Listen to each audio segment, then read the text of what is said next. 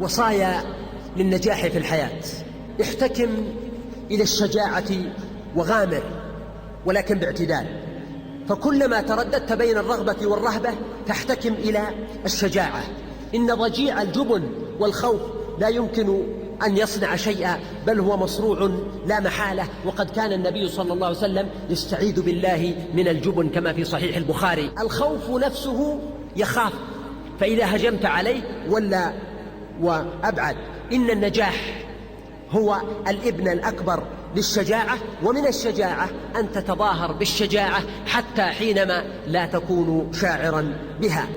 ثانيا، انطلق من البدايات المتواضعة، فالله أخرجكم من بطون أمهاتكم لا تعلمون شيئا. تعلم، فليس المرء يولد عالما، وليس أخو علم كمن هو جاهل، وإن كبير القوم لا علم عنده صغير إذا التفت عليه المحافل. كل الناس يبدأون أمجادهم من الصفر. الأشياء الكبيرة جدا تبدأ متواضعة. المجرة مثلا تبدأ من ذرة، الشجرة تبدأ من بذرة، البحيرة تبدأ من قطرة، وهكذا الأعمال النبيلة الجليلة الكبيرة في حياة الناس كانت بدايتها فكرة صغيرة في نفس إنسان تطورت حتى كانت إنجازا وإبداعا وتجديدا وعملا واختراعا. قوتك تظهر في أن تضع إلى جانب الواحد صفرا ليصبح 10، وآخر ليغدو 100، وثالث ليكون 1000، ورابع، وهكذا. ليس عيبا أن تكون البداية متواضعة، لكن العيب أن تكون النهاية متواضعة، فأنت دخلت الدنيا لا تعلم شيئا، فاحذر أن تخرج منها كذلك، ودخلت فيها جاهلا متواضعا وخرجت منها جاهلا مغرورا. هذا الإنسان الذي تراه في قمة الجبل، لا تظن أنه وصل إلى قمة الجبل بلحظة واحدة، إنه تخطى الكثير من الأحجار والصعاب والمشاق، وكابد وواصل وصبر وصابر حتى وصل إلى القمة.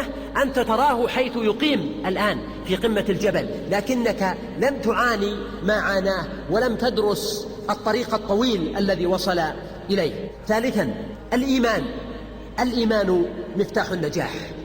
إن الإيمان أخي الشاب، أختي الكريمة، سلاح الروح ضد الموبقات، وملجأ النفس عند الملمات، وهو وسيلة النجاح في معترك الحياة. كل شيء في الحياة يمكن أن يفشل، التجارة، الدراسة، الوظيفة، السياسة، إلا الإيمان، فإنه هو الحبل الذي لا ينقطع. فاشدد يديك بحبل الله معتصما، فإنه الركن إن خانتك أركانه. إن الحياة صعبة، كبد، صعبة في مادياتها، صعبة في العمل، في الوظيفة، في الدراسة، في السفر، في الزواج، في الأعداء، في الأبناء، في الإقامة، في السكن، في المرض، في كل تقلبات الحياة.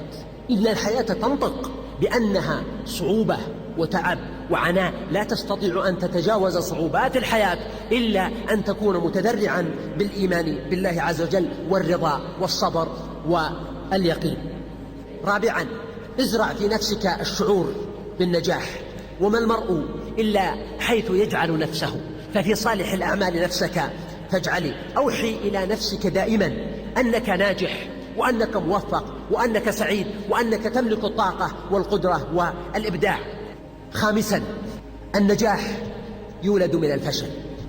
أينشتاين صاحب نظرية النسبة أو النسبية كان لا يتكلم إلا بعدما جاوز 5 من عمره، وكان يعتقد أن به درجة من درجات الذكاء، الغباء أو التخلف العقلي.